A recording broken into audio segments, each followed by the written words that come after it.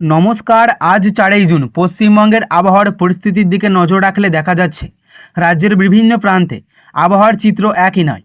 কোথাও আকাশ পরিষ্কার থাকলেও কোথাও আবার মেঘের আনাগোনা শুরু হয়েছে। সকাল থেকে দুপুর পর্যন্ত আবহাওয়ার তুলনামূলকভাবে স্থিতিশীল থাকতে পারে, তবে দুপুরের পর থেকে বেশ কয়েকটি জেলায় পরিবর্তনের হওয়ার সম্ভাবনা রয়েছে।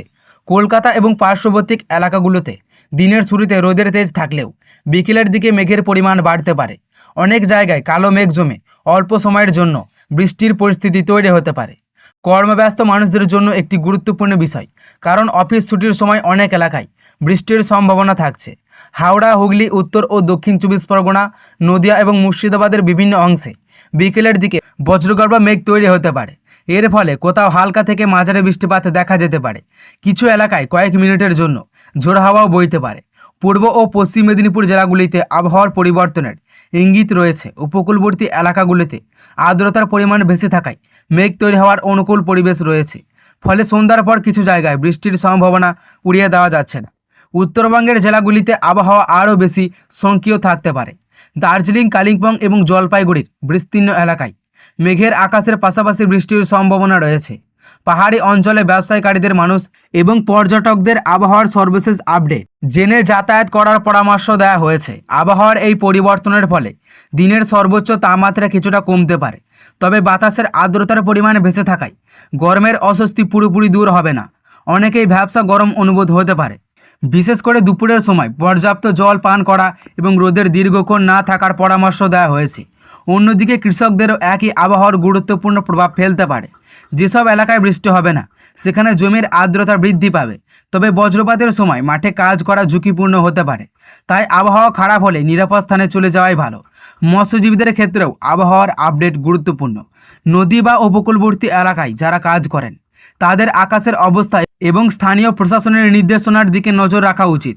আবহাওয়া বিজ্ঞানীদের মতে এই সময়ে বায়ুমণ্ডলের জলীয় বাষ্পের পরিমাণ বেশি থাকায় মেঘ দ্রুত তৈরি হতে পারে।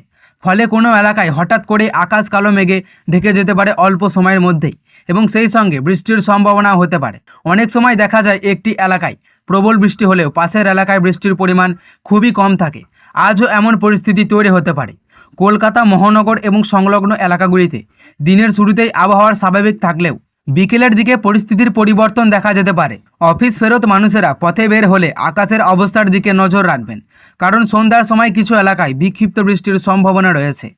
একই সঙ্গে বজ্রপাতের আশঙ্কাও উড়িয়ে দেওয়া যাচ্ছে না।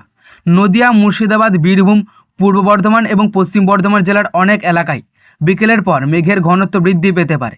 কোথাও কোথাও অল্প সময়ের জন্য মাঝারি বৃষ্টিপাত হতে পারে। কৃষিকাজের সঙ্গে যুক্ত ব্যক্তিদের জন্য একটি গুরুত্বপূর্ণ বিষয়, কারণ বৃষ্টির কারণে মাঠের পরিস্থিতি দ্রুত পরিবর্তন হতে পারে। উপকূলীয় জেলাগুলির দিকেও নজর রাখছেন আবহাওয়াবিদরা।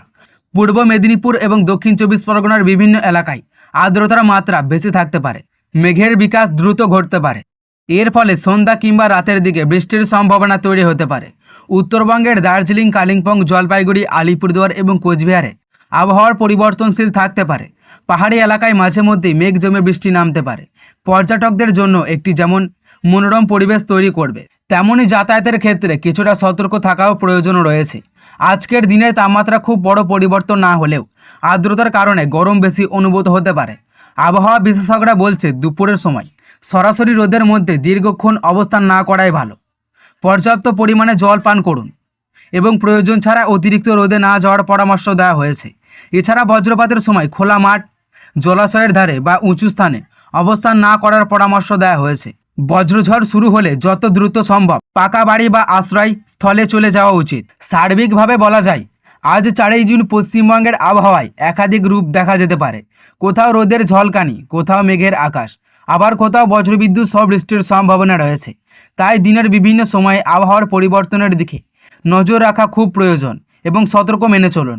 তো সুপ্রিয় দর্শক, এই ছিল 4ই জুনের বিস্তারিত আবহাওয়ার বুলেটিন। আপনার জেলায় বৃষ্টি হচ্ছে কিনা তা কমেন্টে জানাতে ভুলবেন না। আজকের দর্পণের সঙ্গে থাকার জন্য ধন্যবাদ।